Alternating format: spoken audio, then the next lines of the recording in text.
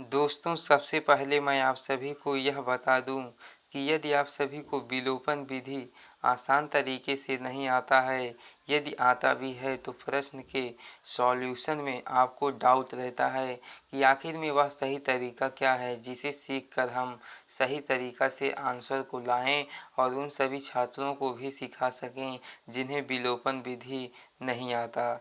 यदि आप उन सभी छात्रों में से हैं तो इस वीडियो को एकदम अंत तक एकदम ध्यान से देखें ताकि विलोपन विधि से संबंधित जितना भी डाउट रहे आप सभी का क्लियर हो सके। तो चलिए वीडियो को स्टार्ट करते हैं।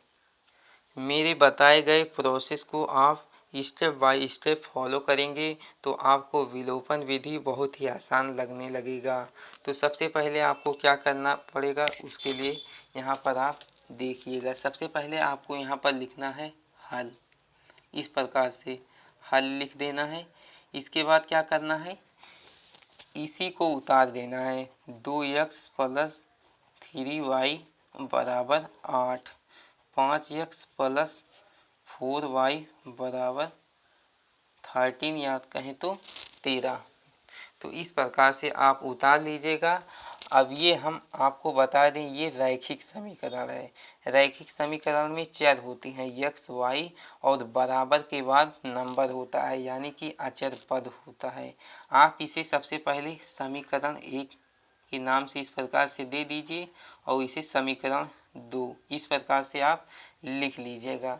इसके बाद आपको देखना है कि आखिर में जो विलोपन का सही नियम है, विलोपन का मतलब होता है विलोपित कर दीजिए, मतलब किसी एक चर को विलोपित कर दीजिए, तभी आप एक चर का मान प्राप्त करके अगले वाले समीकरण में उसी का मान रखकर आप निकाल सकते हैं।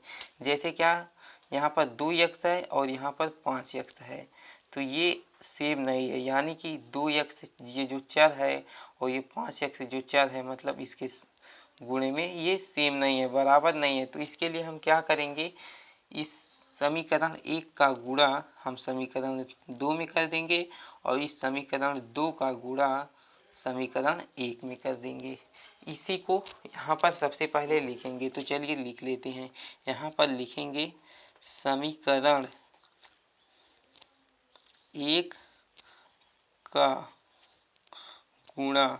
1 का गुणा कहने का मतलब समीकरण 1 में आप कह सकते हैं ये जो 5 है इसी का गुणा। समीकरण 1 में 5 का गुणा तथा समीकरण 2 में 2 से गुणा करने पर। तो चलिए अब कर देते हैं, मतलब इतना कंडीशन लिखेंगे, इसके बाद इसमें हम करेंगे गुणा करेंगे। जो कंडीशन लिखे रहेंगे उसी के अकॉर्डिंग हम गुणा करेंगे।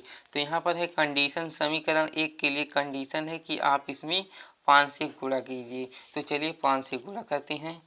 तो 5 दूना 10 x प्लस 5 तिहाई 15 y बराबर 5 अठे 40। इस प्रकार से हो गया। अब ये समीकरण 1 था, इसे हम समीकरण 3 बना देते हैं। समीकरण 3 बना देते हैं।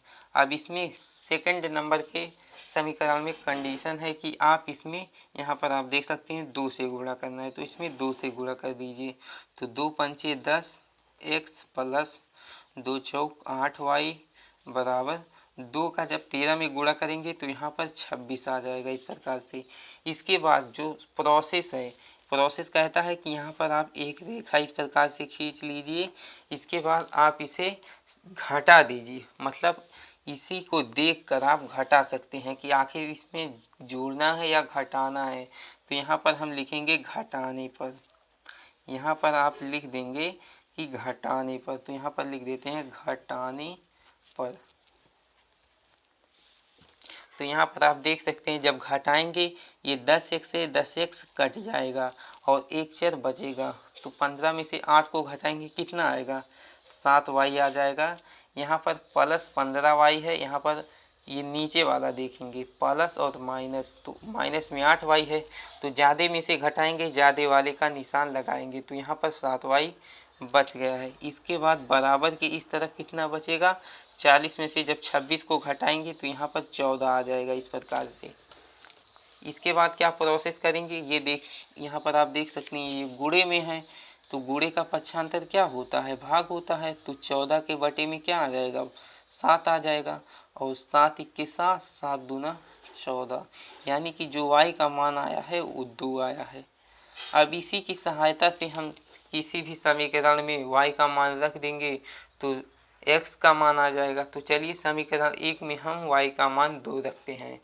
तो सबसे पहले क्या लिखें, यहाँ पर कंडीशन लिखेंगे। क्या कंडीशन लिखेंगे, कहेंगे कि समीकरण 1 में y बराबर 2 रखने पर, इस प्रकार से कंडीशन लिख देंगे। इसके बाद क्या करेंगे, यहाँ पर आप देख सकते हैं 2x प्लस 3y बराबर 8 है, इसको लिख लेना है एक बार। 2x प्लस 3y बराबर 8 है, तो इसको एक बार लिख लेंगे। अब इसमें जहाँ पर y होगा उसके स्थान पे 2 लिख देंगे।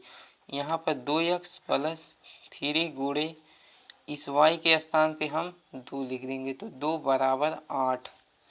2x प्लस, अब 3 का गुणा 2 में करेंगे तो 3 दूना 6 बराबर 8।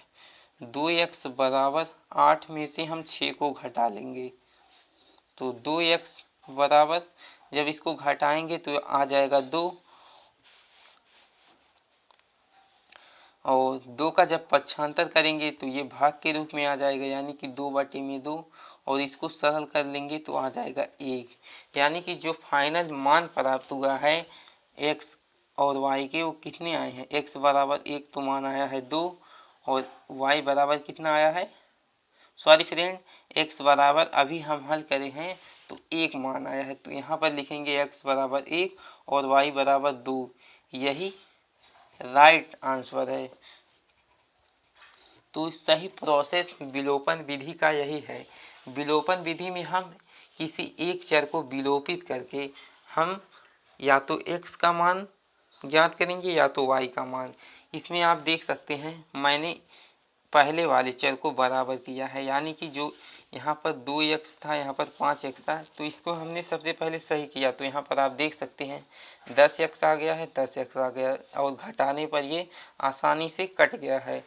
तब यहाँ पर क्या बचा, y बचा, तो y का मान निकाल के हम किसी भी समीकरण में y का मान रख देंगे तो x का मान आ जाएगा। विलोपन विधि का मतलब ही होता है विलोपित कीजिए, यानी कि आप किसी एक चर को विलोपित कीजिए।